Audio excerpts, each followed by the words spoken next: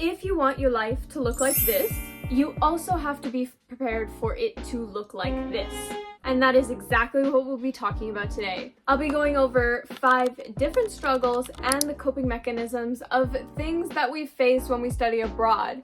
And whether you are thinking about studying abroad, you are studying abroad, or you're just interested, you've clicked on the right video because I'm going to go over the obstacles, challenges, and things you do have to consider if you're wondering whether or not study abroad is right for you.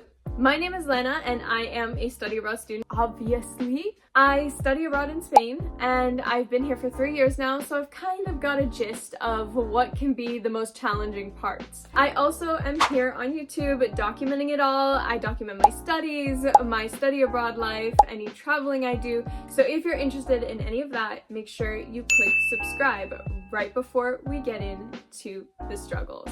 Let's go over your number 1 toughest challenge. All of us have to go through it, and that is loneliness. Yes, you are going to feel lonely while abroad, and you probably guessed it. There are a few factors that weigh into this. Usually it's because it's maybe a little bit more difficult to make friends abroad. So things are going to stop you like culture, languages, shocks, but there's also the fact that you're just away from family. For other people, it may be an hour drive. For me, it's an ocean away. It's honestly going to impact your life because maybe you'll have to spend some holidays alone. Or on the days you need someone to turn to, you feel like you don't have anybody. Those are all completely normal. There are many ways to still make friends, and let me tell you, your university probably has systems set up already. I haven't seen a single university without a buddy system. My university has it. All the universities I've looked for exchange have it. And this is a great way to get to know a little bit of the culture and make a friend who's already at that university. Maybe they'll introduce you to their friends. Sometimes you'll get a bad mentor, but that's no worries because you still have other resources. You can join different clubs. You can look at different Instagram pages that your university usually has. All of these things are significant in building steps towards making a support system that will make you feel less lonely in the long run. This next challenge is something I had to struggle through already twice, which is just you have to adapt to a new environment. And I had to do this when I moved cities from my old town in Segovia to here in Madrid. They're literally just an hour away, but that adapting period can seem endless. But let me tell you, it will happen. You will get adapted. You will start to feel better. But because you may be studying, making new friends, focusing, all of these new environmental changes can feel like a whole lot of pressure on you. And the country you're going to will probably do things very differently from your home country. One of my favorite examples is that I'm used to things and dinners being really early in the afternoon. So we're starting around 6 p.m. and by the time it's 10 p.m., people are home. Here in Spain, you're going out at midnight. One of the main things you have to focus on is making sure that you stay patient with yourself because you need to stay open-minded, patient, and you'll be able to make the transition. You cannot be too hard on yourself and think like, why am I not doing this faster? Why am I not being able to take on everything? Why do I feel like I keep having bad days? Try to research and watch videos.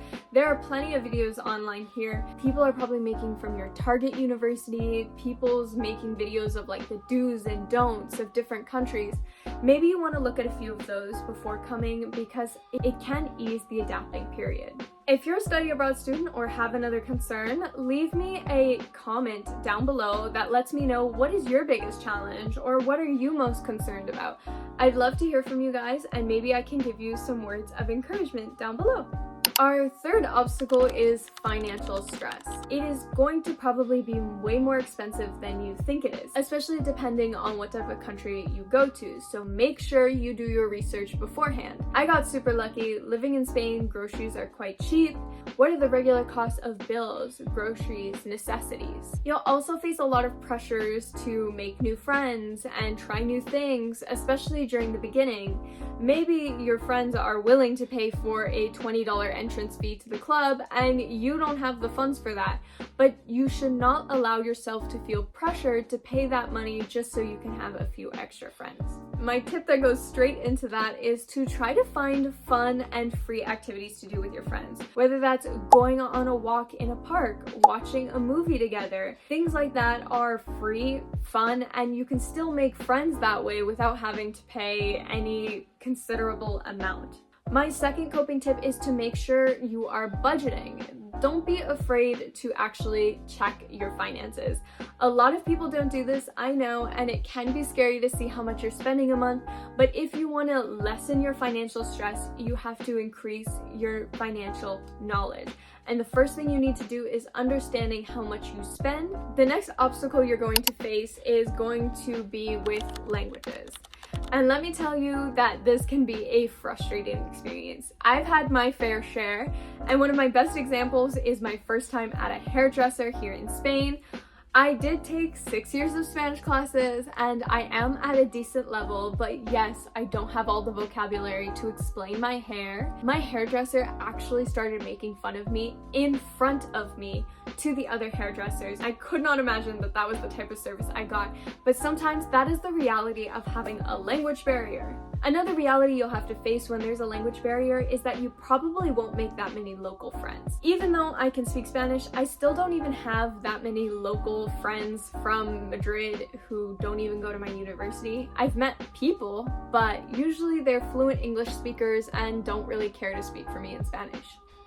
How do we ease all of these frustrations and all of these realities? The first thing is that you're going to want to start learning your host language ASAP. And if you feel like this is not something that you can handle, learning a language is not for you, maybe you think that this is going to be too frustrating, then there is the possibility to try to go abroad in countries that already speak your native language fluently. If you're from Canada, maybe go to the US or go to Australia or go to Ireland or the UK. All of those are options that are already English speaking that you wouldn't have such a shock as going from English to Chinese or English to Japanese, English to Spanish, Portuguese, you name it. Now is our final challenge, which is academic.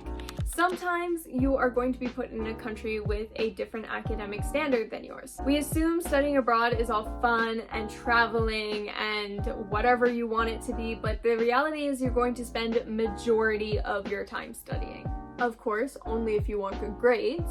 First thing you'll want to do is time manage. That way, if you want to have all the fun and travel and all of this extra sparkle that comes with the study abroad life, you'll have to be able to time manage accordingly. You'll also have to learn how to study smarter and not harder.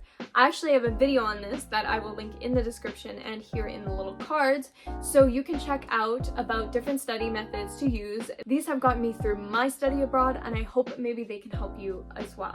But the most important thing that I want to remind you guys is that yes, we are talking about struggle after struggle, but majority of study abroad is going to be 10 times more beneficial than staying at home. From making new friends, exploring new cultures, traveling, all of these are benefits, and I'd love to make another video talking about it, so make sure you like the video. So let me leave you with 3 pieces of my biggest advice. First, as we've mentioned, yes, there is a lot of fun. Yes, we're all considering to go abroad because we are excited, but as much as you want to research the fun and exciting stuff, make sure you're also looking at what is the everyday life. With that, you want to set realistic expectations for yourself. Not everything is going to be like a movie when you show up because, as I've said, it's not a vacation. It's every day. And my final piece of advice is learn to be kind to yourself. Yes, things are going to get rough. Yes, you are going to have difficult moments, and you need to be open-minded, kind, positive, patient. So learn to cultivate those skills. I hope you're going to be as kind to yourself as you deserve, because all of these challenges are normal. All of these struggles that I've mentioned throughout the video are things that helped me significantly grow as a person and are some of the reasons I am most grateful for study abroad, because of how much it has taught me, especially compared to if I was at home in my security with my support system.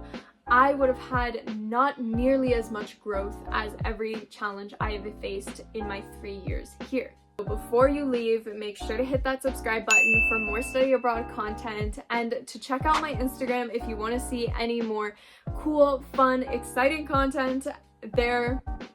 So with that, little bunnies, I will see you guys later.